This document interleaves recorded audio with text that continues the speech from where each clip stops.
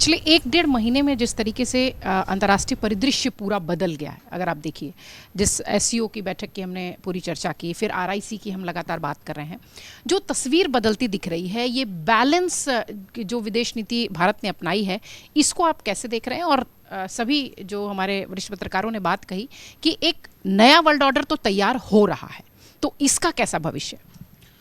नहीं, कोई एक व्यक्ति जो ज़बरदस्त तरीके से शुद्ध व्यापारी है, वैसे तो सारे राजनेता अपने देश के हितों की रक्षा करने के लिए ही शीर्ष पर पहुंचते हैं और अपने देश के हित को सबसे पहले रखते हैं, लेकिन कोई उसमें भी अपने व्यक्तिगत हित को, अपने व्यक्तिगत व्यापार को सबसे ऊपर रखे और वो इस हद तक पहुंच जाए कि मुझे पहले क्या हुआ नहीं पता, मैं तो अपनी सनक से ही दुनिया का नक्शा बदलूंगा, तो सारी दुनिया बैठकर मूक दर्शक बनकर तो नहीं देखेगी ना। ये भी तो एक सवाल है। बल्कि उन्होंने दुनिया को मौका दे दिया, जो कि बहुत समय से अंदर खाने चल रहा था, उसको बाहर लाने का, सतह पर लाने का। अगर किसी के मन में असमंजस भी था कि मैं मजबूती के साथ उस चीन के साथ खड़ा रहूं कि नहीं रही, जो चीन पाकिस्तान की मदद करता है सिंदूर में, लेकिन उसने अब विकल्प नहीं छोड़ा।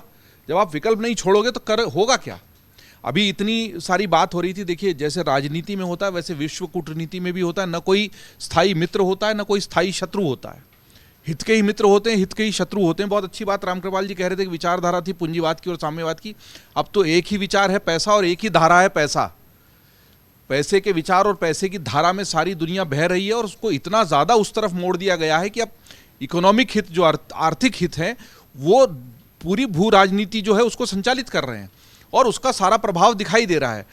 आपने जो विषय की शुरुआत में प्रस्तावना रखी थी कि ये जो तस्वीर सामने है उसका प्रभाव दिख रहा है ना, उसका प्रभाव ये दिख रहा है कि जो ट्रंप अड़े हुए थे और कह रहे थे कि भारत को झुकना ही पड़ेगा और ऐसे कैसे नहीं झुकेगा, और पीटर नवारो उल्टी सीधी वहाँ से सिद्धांत वहाँ से प्रेषित कर रहे थे कि एक परिवार को फायदा हो रहा है, इसको हो रहा है रूस के तेल से। भारत ने, बहुत अच्छी बात यह कि पूरे संयम के साथ प्रतिक्रिया दी है। हमने अमेरिका के खिलाफ कोई सख्त टिप्पणी नहीं की, लेकिन हमने कह दिया कि पीटर नवारो जो कुछ भी कह रहे हैं वो गलत कह रहे हैं और ये सही नहीं कह रहे हैं। उसी का नतीजा है, उस तस्वीर का ही नतीजा। अगर तस्वीर के तात्कालिक नतीजे पर चले जाएं तो ट्रंप को ये कहना पड़ा कि हमने खो दिया, और उसके बाद फिर जब उनसे सवाल पूछा गया कि ये जो खो दिया कह रहे हो आप भारत को, क्या इसमें आपकी गलती है, तो कह रहे मुझे नहीं लगता। अरे भाई, गलती तो तुम्हारी है। हालांकि ये बात है कि उन्होंने उसी पत्रकार वार्ता में स्पष्ट रूप से स्वीकार किया है कि मैंने जो वादा किया था कि रूस का और यूक्रेन का युद्ध रुकवा दूंगा, मैं उसमें विफल रहा हूं।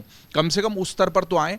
तो जिस जिद के साथ, जिस सनक के साथ ट्रंप ने अमेरिकी राष्ट्रपति पद का दूसरी बार का कार्यकाल शुरू किया था, अब शायद वो वास्तविकता के धरातल पर आने की शुरुआत कर रहे हैं। उनको समझ में आ रहा है कि मैं जो कह दूंगा वो हो जाएगा, ऐसा नहीं है।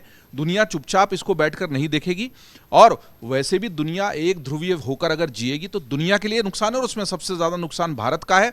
तमाम हितों को साधते हुए भी भारत को शक्ति संतुलन बनाना पड़ेगा। रूस तो हमारा मित्र है ही, रहा ही है, लेकिन अगर वो चीन के साथ प्रगाढ़ दोस्ती कर रहा है और भारत भी उस मंच पर दिखाई दे रहा है, तो वो केवल एक संदेश था और उस संदेश का असर होना शुरू हो गया है, तो भारत के लिए ये शुभ संकेत ही माना जाएगा।